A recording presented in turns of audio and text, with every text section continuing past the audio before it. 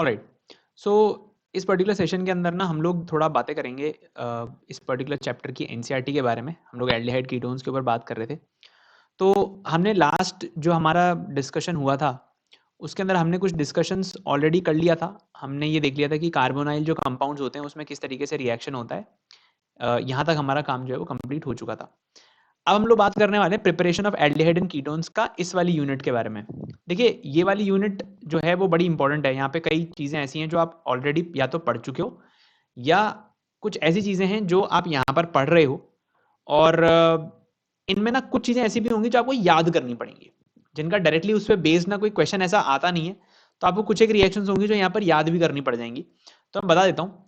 जैसे आप aldehyde and ketone बनाना चाहते हैं तो आपको पता है कि भाई आप एक तो अल्कोहल से बना सकते हो उस चीज़ को। क्यों? क्योंकि आप जानते हो कि जो ऑक्सीडेशन होता है वो किस तरीके से होता है कि आपके पास में हाइड्रोकार्बन्स होते हैं। ठीक है, हाइड्रोकार्बन्स का जो ऑक्सीडेशन लेवल होता है वो बहुत कम होता है। हाइड्रोकार्बन के बाद में जो एल्काइल हैलाइड्स होते हैं वो थोड़े ज़्यादा ऑक्सीडाइज्ड होते हैं। ठीक है, फिर हम लोग अगर बात करें तो उसके बाद आता है आपके पास में एल्कोहल्स। एल्कोहल्स के बाद में आप एल्डिहाइड कीटोन वगैरह के बारे में बात कर सकते हो। और उसके बाद में आप बात करते हो अपने कार्बोक्सिलिक एसिड वगैरह और उनके डेरिवेटिव्स के बारे में। कार्बोक्सिलिक एसिड और उनके डेरिवेटिव्स के बारे में जो बातें होती हैं वो हम लोग यहाँ पर करते हैं। तो ये सब ना ऑक्सीडेशन लेवल को रिप्रेजेंट कर रहा है। मतलब अगर मैं चाहूँ तो ये सारे कंपाउंड इस तरीके से ऑक्सीडेशन लेवल को रिप्रेजेंट कर रहे हैं। मतलब आप ये समझिए कि कार्बोक्सिलिक एसिड जो है ना वो सबसे ज्यादा ऑक्सीडाइज्ड कंपाउंड्स हैं। ठीक है, तो बाकी जो एल्डिहाइड कीटोन होंगे वो उससे कम ऑक्सीडाइज्ड है, एल्कोहल उससे कम ऑक्सीडाइज्ड है, एल्काइल हैलाइड उससे कम ऑक्सीडाइज्ड है, हाइड्रोकार्बन सबसे कम ऑक्सीडाइज्ड होते हैं। तो क्या आप अल्कोहल के ऑक्सीडेशन से एल्डिहाइड कीटोन नहीं बना सकते? बना सकते हो। देखो यहाँ से यहाँ जाना पड़ेगा आपको। तो ऐसे कई सारे रिएक्शंस हमने पढ़े हुए हैं। भाई हमने एक चीज पढ़ी थी जब हम लोग पिछले चैप्टर पढ़ रहे थे अल्कोहल वाला, मैंने आपको वहां पर बताया भी था कि जो भी आपके पास में 1 डिग्री अल्कोहल होता है, इसको मैं यहाँ लिख देता हूँ कि थोड़ा ना इसमें आपको ऐसा कोई डायरेक्ट वो नहीं मिलने वाला है। तो आप अपनी एनसीईआरटी में एक मतलब रेगुलर पैटर्न में नहीं मिलेंगी चीजें, तो आप थोड़ा अपनी एनसीईआरटी में यूज करना जगह को। तो जो 1 डिग्री अल्कोहल होता है वो हमने पढ़ा था अल्कोहल वाले चैप्टर के अंदर कि वो कन्वर्ट होते हैं एल्डिहाइड कीटोन में। एल्डिहाइड कीटोन में ऑक्सीडाइज होते हैं। और सॉरी, अगर हम लोग स्पेसिफिकली 1 डिग्री अल्कोहल के बारे में ही बात कर रहे हैं तो वो अपना एल्डिहाइड के अंदर ऑक्सीडाइज होता है। और एल्डिहाइड का फर्दर ऑक्सीडेशन हो सकता है किसमें? कार्बोक्सिलिक एसिड के अंदर। कार्बोक्सिलिक एसिड के अंदर। फिर सिमिलरली अगर मेरे पास में कोई 2 डिग्री अल्कोहल है तो 2 डिग्री अल्कोहल का अगर मैं ऑक्सीडेशन करूंगा तो वो कन्वर्ट होगा कीटोन में। और कीटोन का नॉर्मली ऑक्सीडेशन जो है वो पॉसिबल नहीं होता। आप चाहो तो उसका ऑक्सीडेशन करवा सकते हो KMnO4 के प्रेजेंस में ऑक्सीडेटिव क्लीवेज करके, बट वो अभी हम बात नहीं कर रहे हैं। हम ये नॉर्मल कंडीशन में बोल रहे हैं कि भाई अगर कोई आपने नॉर्मल ऑक्सीडाइजिंग एजेंट यूज किया है तो वो नहीं कर पाएगा इस ऑक्सीडेशन को। 3 डिग्री अल्कोहल तो भाई बिल्कुल ही अलग होते हैं, उनकी दुनिया ही अलग है, वो तो ऑक्सीडेशन ही नहीं करते हैं। ठीक है, तो ये अपन ने रफ एक जो तरीका है वो ध्यान में रख रखा था और इससे हमें पता रहता है कि किसको किस में ऑक्सीडाइज करना है। तो आप जानते हो कि एल्डिहाइड कीटोन से ऑक्सीडेशन करके हम लोग अपना अल्कोहल जो है वो बना सकते हैं। ऑक्सीडाइजिंग एजेंट्स जो भी थे वो मैंने अल्कोहल वाले चैप्टर में आपको ऑलरेडी बता दिए थे। अगला होता है डिहाइड्रोजनेशन ऑफ अल्कोहल, कि भाई आप जो अल्कोहल है उसका डिहाइड्रोजनेशन करके भी बना सकते हो। तो जैसे मान लो जो अपने वॉलेटाइल अल्कोहल वगैरह होते हैं उनसे आप जो डिहाइड्रोजनेशन प्रोसेस होता है वो करके आप अपना अल्कोहल जो है वो बना सकते हैं। तो ये सब बातें ना अपने जो यूनिट 11 थी इसी क्लास में वो मैंने बता दिया है वहां पे, तो इसको वापस नहीं जा रहे हम लोग, नए प्रोसेसेस के बारे में बात करते हैं। अगला होता है by the ozonolysis of alkene. तो देखो ओजोनोलिसिस करके एल्डिहाइड या कीटोन बनाना बड़ा आसान है। कैसे करना होता है भाई? एक रफ मैं मैकेनिज्म बता रहा हूँ आपको, मैकेनिज्म भी नहीं बता रहा हूँ, मतलब रफ बता रहा हूँ तरीका किससे बनाना होता है। जैसे मान लो आपको कोई एल्कीन दे दी, आपको उसका ओजोनोलिसिस करना है। आप एक लाइन खींचो और दोनों तरफ ऑक्सीजन एटम लगा दो। ठीक है, तो लेफ्ट हैंड साइड वाला जो पार्ट है उसमें एक CH3 unit C double bond H रहेगा, और जो राइट हैंड साइड वाला पार्ट है इस कंपाउंड का वो आपको दे देगा CH3 C double bond CH3। मतलब आपको मिला भाई एसीटोन और आपको मिल गया एक क्या? एसिटाल्डिहाइड। एसिटाल्डिहाइड। तो इस तरीके से आप चाहो ना अगर तो आप ओजोनोलिसिस करके क्या बना सकते हो? एसीटोन और सॉरी मतलब एल्डिहाइड या कीटोन बना सकते हो। तो ये एक तरीका हो गया कि भाई ओजोनोलिसिस किसी भी एल्कीन का अगर हम कर दें तो हमें वहां पर करस्पॉन्डिंग जो एल्डिहाइड या कीटोन होगा वो बनाया जा सकता है। और बनाने का तरीका बड़ा आसान है। ठीक है, तो हम जानते हैं भाई अगर बहुत ही स्पेसिफिक हम देखें तो हम जानते हैं कि पहले जो हमारे पास एल्कीन होती है, जैसे मान लो ये एक एल्कीन है, मैंने इसकी रिएक्शन O3 के साथ में कराई, मतलब ओजोन के साथ में कराई, तो मैं जानता हूं कि पहले इसका ओजोनाइड बनता है, ठीक है ना। तो मैं जानता हूं पहले इसका क्या बनता है, पहले इसका ओजोनाइड बनता है इस तरीके से, और ये ओजोनाइड जो है ना वो फर्दर टूटता है। कैसे टूटता है, ये इस तरीके से टूटता है और हमें जो प्रोडक्ट है मतलब एसिटाल्डिहाइड और एसीटोन दे देगा। पर इतना हम डिटेल में नहीं जा रहे हैं अभी, क्योंकि अपने को जस्ट रिएक्शन देखनी है, प्रोडक्ट समझ में आना चाहिए कैसे बन रहा है। तो ये हो गया। अगला होता है आपका हाइड्रेशन ऑफ एल्काइन से। तो इससे भी बनाना बड़ा आसान है भाई। अगर आपको कोई एल्काइन दी हुई है, मान लो ये एल्काइन दे दिया आपको, और आपको बोला कि भाई इसमें H2O ऐड कर दो in the presence of Hg2+, तो बड़ा आसान तरीका होता है। आप क्या करो, पहले पानी को ना मार्कोनिकॉफ रूल के हिसाब से ऐड करो। तो पानी अगर मार्कोनिकॉफ रूल के हिसाब से ऐड होगी तो ऐसा बन जाएगा, मतलब आपने हाइड्रोजन को तो यहाँ लगा दिया, और जो OH था, जो नेगेटिव पार्ट है, उसको आपने मोर सब्स्टिट्यूटेड कार्बन एटम के ऊपर लगाया। तो ऐसा जब आप करोगे तो आपको जो प्रोडक्ट मिल रहा है, अगर आप बड़े ध्यान से देखो, तो ये एक्चुअली एक इनॉल है। ये क्या है, ये एक इनॉल है। और इनॉल जो फॉर्म होती है वो कीटो फॉर्म में रेडिली कन्वर्ट होती है। हम जानते हैं कि यहाँ पर हम लोग टॉटोमेरिज्म कर सकते हैं। तो ये नीचे जाएगा, ये आगे चला जाएगा, और हमें क्या मिल जाएगा, C double bond O CH3, मतलब एसीटोन देखने को हमें मिल गया। तो बना लिया ना अपन ने, एल्काइन ली, और एल्काइन से हमने H2O की रिएक्शन करवा करके एसीटोन, मतलब अगर स्पेसिफिकली बात करें तो ये प्रोपाइन है, और प्रोपाइन से मैंने एसीटोन बना दिया, ठीक है। तो ये एक तरीका हो सकता है हाइड्रेशन करके एल्काइन बनाने का। अच्छा, एक चीज बता दूं, अब कई लोग यहाँ पर ये बोलेंगे कि सर आपने एल्काइन का स्ट्रक्चर गलत बनाया है। ठीक है, मैं आपको केवल हल्का सा आइडिया देने वाला हूँ कि रिएक्शन कैसे होती है। अगर इसका आप बनाना चाहोगे तो ये ऐसे बनती है, मतलब ये जो कार्बन एटम है ना वो यहाँ पर दिखाई देता है, और आप बोलते हो कि भाई ये लीनियर स्ट्रक्चर है। बट आप थोड़ा सा, मतलब अब आप वो करना कि अपने को ज्यादा कवर करना है गिवन पॉइंट ऑफ टाइम में, तो थोड़ा बहुत अपन रफ जो तरीका है ना वो देख रहे हैं, रफ मैकेनिज्म। मैं आपको पूरी मैकेनिज्म वगैरह नहीं बता रहा हूँ, ठीक है। और इंपॉर्टेंट पॉइंट्स देख रहे हैं हम लोग कि भाई कैसे कैसे क्वेश्चन आपसे पूछ सकता है। फिर एसाइल क्लोराइड के बारे में बात करते हैं कि भाई एसाइल क्लोराइड से कैसे बनाना होता है। सिंपल है, कोई भी एसाइल क्लोराइड ले लो, जैसे यहाँ पे इन्होंने स्पेसिफिकली बेंजोइल क्लोराइड ले रखा है और हाइड्रोजनेशन कर दिया है पैलेडाइज BSO4 के प्रेजेंस में, तो क्या बन जाएगा, बेंजल्डिहाइड बन जाएगा। सिंपल रिडक्शन रिएक्शन है, CO ग्रुप का रिडक्शन हो रहा है, मतलब COCl ग्रुप का रिडक्शन हो रहा है एल्डिहाइड में। देखो आपने ना ये रिएजेंट कहीं और भी पढ़ा होगा। ये रिएजेंट आपने पढ़ा था जब आप एल्काइन को कन्वर्ट करते हो किसके अंदर, एल्काइन को कन्वर्ट करते हो सिस एल्कीन के अंदर, वहां पर भी आपने यही रिएजेंट जो है वो यूज किया था। तो ध्यान में रखना, इस रिएजेंट का यूज रोजेंटमन रिडक्शन में तो आता ही आता है। वो जो हमने एल्काइन से सिस एल्कीन बनाने का काम किया था वहां पर भी ये यूज आ रहा है। तो अगर आप ध्यान से देखो तो इससे क्या बना, देखो बेंजल्डिहाइड बन गया। अगली रिएक्शन है कि भाई नाइट्राइल या एस्टर से बनाना चाहते हैं, तो देखो ये रिएक्शन तो आप एज इट इज याद ही रख लो, क्योंकि इसका मैकेनिज्म वगैरह ये आपसे कोई नहीं पूछेगा। आप सिंपल देखो, नाइट्राइल है, SnCl2 HCl के साथ में रिएक्शन कराइए, पहले रिड्यूस हुआ है मतलब नाइट्राइल में H2 ऐड हुई है, फर्दर हमने उसका हाइड्रोलिसिस करके एल्डिहाइड बना लिया। इस रिएक्शन को हम लोग क्या बोलते हैं, स्टीफन रिएक्शन बोलते हैं। इस रिएक्शन को प्लीज आप ऐसे ध्यान में रख लेना, बिकॉज अगर आप इसकी मैकेनिज्म के अंदर फंसोगे तो आपसे कभी कोई इसकी मैकेनिज्म नहीं पूछने वाला है। आप केवल इसकी मैकेनिज्म ही पढ़ते रह जाओगे, आपको रिएक्शन एंड में याद नहीं आएगी। तो आप इसको एज इट इज थोड़ा सा ध्यान में रखना कि हाँ भाई स्टीफन रिएक्शन होती है, उसमें हम लोग SnCl2 यूज करते हैं HCl के साथ में, तो नाइट्राइल जो है वो करस्पॉन्डिंग एल्डिहाइड में कन्वर्ट हो जाता है। दूसरा, अब देखो अगर आप बड़े ध्यान से देखो ना, तो नाइट्राइल या एस्टर अगर हम ले रहे हैं तो वहां पर हम लोग डाइबल H का इस्तेमाल ले सकते हैं। डाइबल H क्या होता है, देखो डाइबल H का नाम होता है डाई आइसोब्यूटाइल एल्यूमिनियम हाइड्राइड। इसका स्ट्रक्चर बड़ा इंपॉर्टेंट है, आप ये ध्यान में रखना। तो जो डाइबल H होता है, जो डाइबल H होता है वो कुछ ऐसा दिखता है, एक एल्यूमिनियम है उस पर हाइड्रोजन लगा हुआ है, और इस पे आगे आइसोब्यूटाइल के 2 ग्रुप लगा रखे हैं अपन ने, तो ये कुछ ऐसा दिखेगा आपको।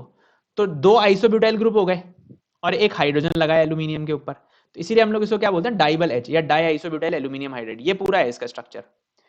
अब ये जो है ना, ये एक बल्कि रिड्यूसिंग एजेंट है, देखो बड़े ध्यान समझना, ये एक बल्कि रिड्यूसिंग एजेंट है, और ये मतलब ना इतना खतरनाक रिड्यूसिंग एजेंट नहीं है, या मतलब इतना स्ट्रॉन्ग रिड्यूसिंग एजेंट नहीं है जितने LiAlH4 होता है, ठीक है। LiAlH4 क्या करता है, देखो यार, वो इतना स्ट्रॉन्ग रिड्यूसिंग एजेंट होता है कि अगर मान लो आपने एस्टर ले रखा है कोई भी, या आपने कोई कार्बोक्सिलिक एसिड लिया हुआ है, तो ये इतना खतरनाक ऑक्सीडाइजिंग एजेंट होता है कि ये ऑल द वे रिडक्शन करेगा टू एल्कोहल्स। बट मान लो यार मैं अल्कोहल तक रिडक्शन करना ही नहीं चाहता हूं, भैया आप यहां पर अगर इस ऑर्डर में देखो, तो अगर आप कार्बोक्सिलिक एसिड में LiAlH4 डालते हो तो आप यहां पहुंच जाते हो।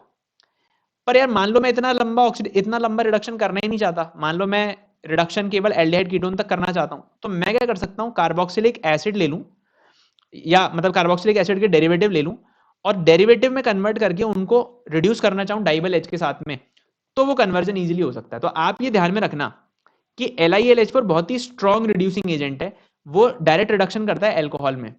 बट अगर मान लो हम इतना लंबा हम रिडक्शन करना ही ना चाहें, तो हम क्या कर सकते हैं कि नाइट्राइल और एस्टर, ये दोनों क्या हैं, जो नाइट्राइल होते हैं और जो एस्टर होते हैं, ये दोनों एक्चुअली क्या होते हैं, ये दोनों होते हैं एसिड डेरिवेटिव्स।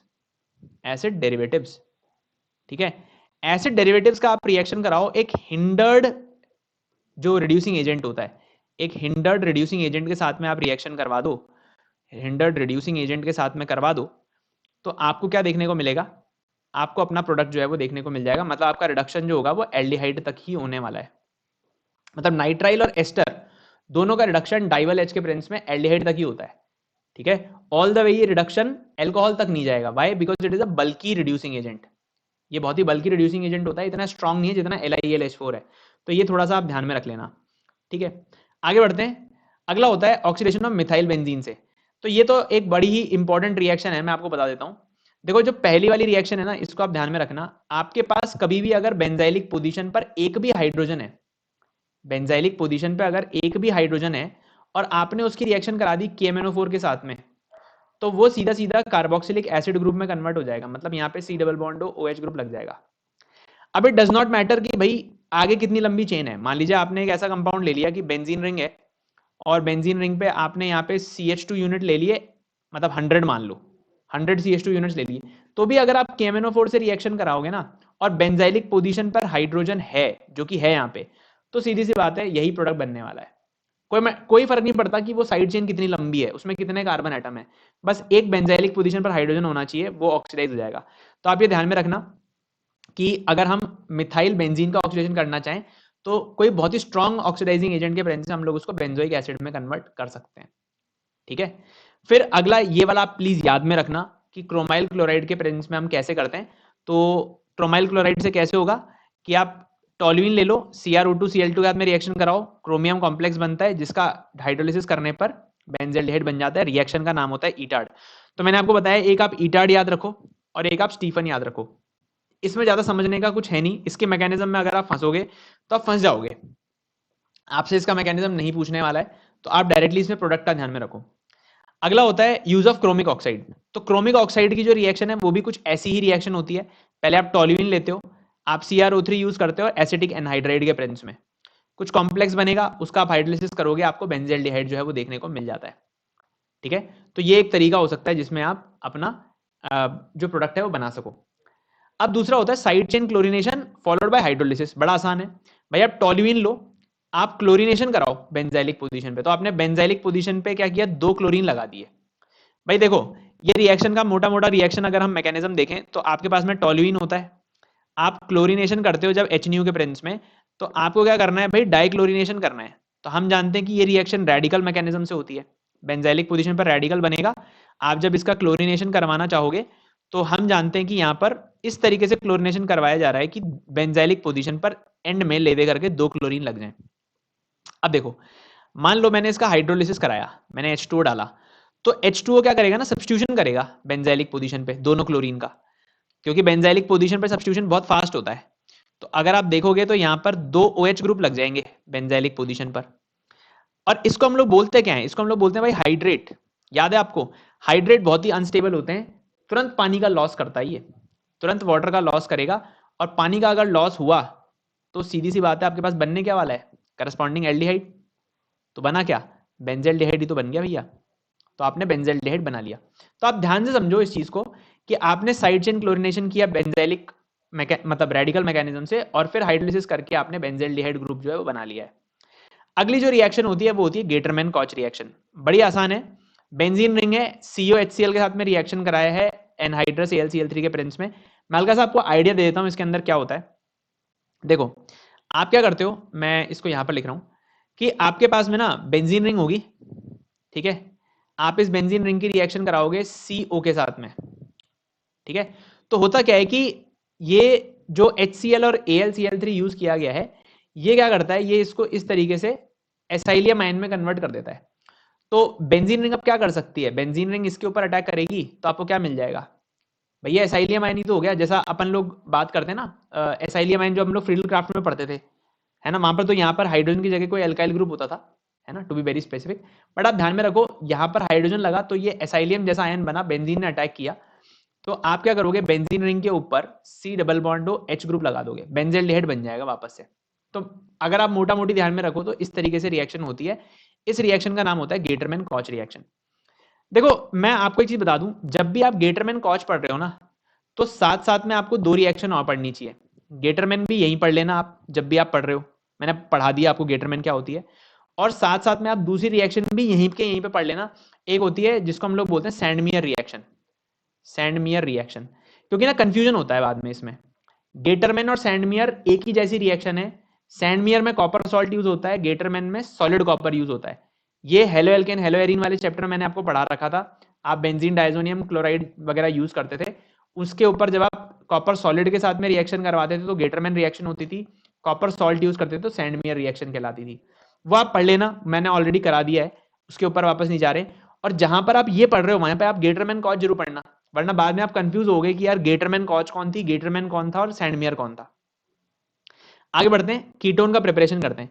तो भाई कीटोन का अगर मान लो आपको प्रिपरेशन करना है, तो इसमें क्या होता है ना यार, एसाइल क्लोराइड से आप प्रिपरेशन कर सकते हो। देखो मैं एक बात बताऊं, अगर आपने एसाइल क्लोराइड यूज किया होता, तो आप अगर इसे कीटोन बनाना चाहते तो लेट अस से कि मैं इसकी रिएक्शन कराता CH3MgBr के साथ में एक इक्विवेलेंट यूज करके, तो मुझे पता है कि क्या होता भाई, ये एसाइल क्लोराइड है, इसके अंदर कार्बन पर अटैक होता, तो ये जो Cl है ना ये बाहर निकल जाएगा, मुझे क्या मिलेगा, RC double bond CH3 ketone मिल जाएगा, है ना। ये तो तब है जब आपने एक ही इक्विवेलेंट यूज किया है। अब मुझे पता है कि यार ये कीटोन है, कीटोन के अंदर जो ग्रिगनाट होता है वो वापस से ऐड हो सकता है, CH3MgBr ये वापस से ऐड हो सकता है। तो ये अगर वापस ऐड होगा तो क्या बनाएगा, ये बनाएगा RCOH CH3 मतलब हमें क्या मिल जाएगा भाई, एल्कोहल मिल जाएगा। तो आप समझ रहे हो, मतलब अगर आपने एक्सेस में यूज कर लिया होता ग्रिगनाट, तो ये तो 2 बार ऐड होकर के एल्कोहल दे देता, पर एल्कोहल बनाना कहां चाहते हैं, हम तो कीटोन बनाना चाहते हैं।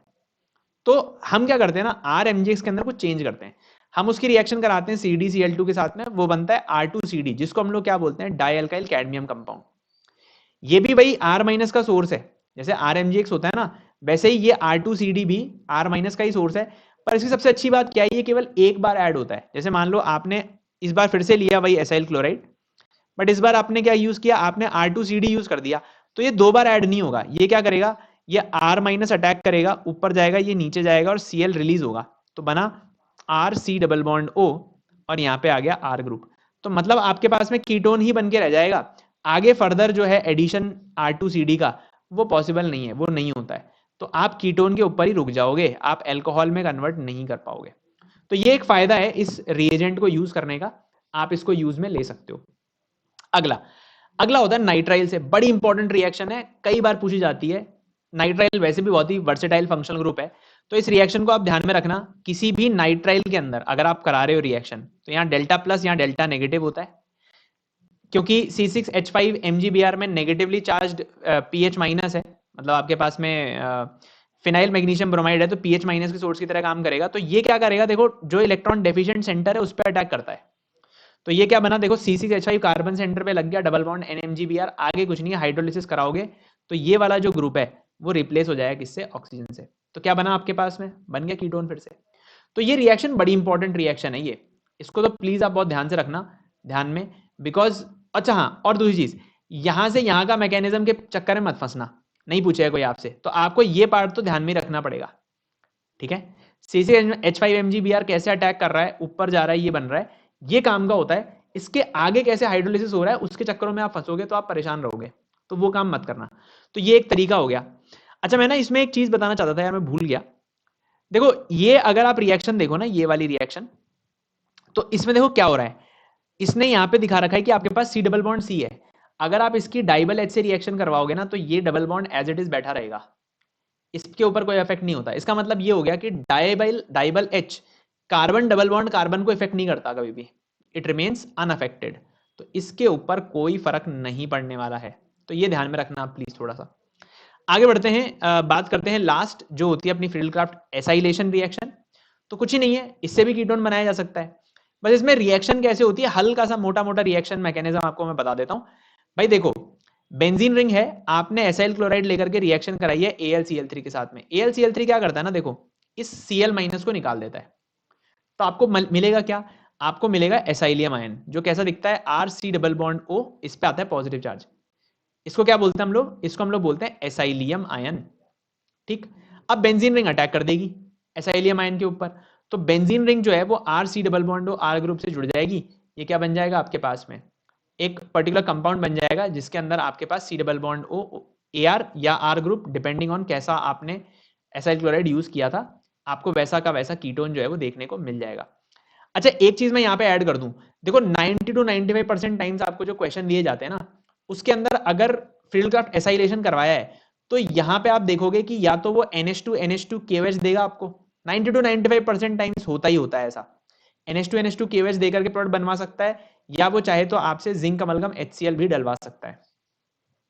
ठीक है, आप जानते हो दोनों का काम क्या है भाई, दोनों ही रिड्यूस करते हैं C double bond O group को CH2 यूनिट में। तो पहला जो ये NH2 KOH है, वो क्या कहलाता है, वो कहलाता है आपका वुल्फ किश्नर। और जो दूसरी वाली रिएक्शन है वो क्या कहलाती है आपकी, ये कहलाती है क्लेमेंसन रिडक्शन। ठीक है ना, तो ये आप थोड़ा ध्यान में रखना, जहां पर भी फ्रिडल-क्राफ्ट एसाइलेशन करवाई जाती है ना, मान लो 2-3 स्टेप में उसको रिएक्शन पूछनी है, तो उसमें से वो एक स्टेप ऐसा देता ही देता है जिसमें लास्ट में आपको 90 टू 95% क्वेश्चन में आपको लास्ट में वुल्फ किश्नर या क्लेमेंसन रिडक्शन जो है वो देखने को मिलेगी ही मिलेगी। ठीक है, तो इस सेशन में यहीं तक बात करते हैं। ऑफ कोर्स मैंने आपको बहुत ही कम टाइम के अंदर बहुत सारी चीजें बताई हैं, कई चीजों का तो मैंने आपको मतलब इतना डिटेल में एक्सप्लेनेशन भी नहीं दिया है, बट अगर मैं वो सब देने बैठ जाऊंगा तो यार हम एनसीईआरटी को कवर नहीं कर पाएंगे। तो मैं यही बताना चाहूंगा कि ये देखो, ये एनसीईआरटी वाले सेशंस उन लोगों के लिए हैं जिन्होंने पढ़ लिया है ऑलरेडी, बस अब उनको एनसीईआरटी देखनी है, एक बार उनको प्रॉब्लम आ रही है एनसीईआरटी देखने में। अगर आप पहले से ही एनसीईआरटी देखने बैठ जाओगे ना, तो आपको ये चीजें बहुत प्रॉब्लमेटिक लगेंगी। अगर आपने ऑलरेडी पढ़ लिया है तो आपको इनमें से चीजें समझ में आएंगी, आपकी एनसीईआरटी जो है ना वो इजीली कवर अप हो जाने वाली है। बट अगर आपने पढ़ा नहीं है पहले ही, आप बैठ गए हो इसको लेकर के, तो आपके लिए थोड़ा सा प्रॉब्लमेटिक रहेगा, बट आपको समझ में आ जाएगा। मोटा मोटी रिएक्शन मैंने आपको बता दी है। अगर आप बिल्कुल हालत खराब है, आप करना ही चाहते हो इस चीज को, तो आपके लिए फिर ये चीज थोड़ी हेल्पफुल तो रहेगी रहेगी, है ना। आप जीरो से बढ़िया ये है कि कुछ तो सीख करके जाओगे इस पर्टिकुलर सेशन में। जो मैं कहता हूँ ना मोटा मोटी रिएक्शन, वो बहुत ही स्पेसिफिक मतलब नहीं है। मैं वैसे बहुत डिटेल में पढ़ाता हूँ इन मैकेनिज्म्स को, बट ठीक है, जहां जहां मैंने आपको मना किया है कि यार आप इसकी मैकेनिज्म मत देखना, कहीं पे भी फंसना मत, तो वो तो मैं वैसे भी नहीं पढ़ाता हूँ ना, मैं आपको बोल रहा हूँ पढ़ने के लिए। जहां जहां मैंने मोटा मोटी रिएक्शन बताई है वहां वहां मैं हमेशा डिस्कस करता हूँ अपनी क्लासेस के अंदर, बट यहाँ तो मैं नहीं कर पाऊंगा इतना डिटेल के अंदर, क्योंकि बहुत टाइम कंज्यूमिंग हो जाएगा वो। तो प्लीज आप थोड़ा थोड़ा इसको देखो, और अगर आपने ऑलरेडी पूरा पढ़ लिया है तब तो खैर ये आपके लिए बहुत ही आसान है। ठीक है भाई, थैंक यू।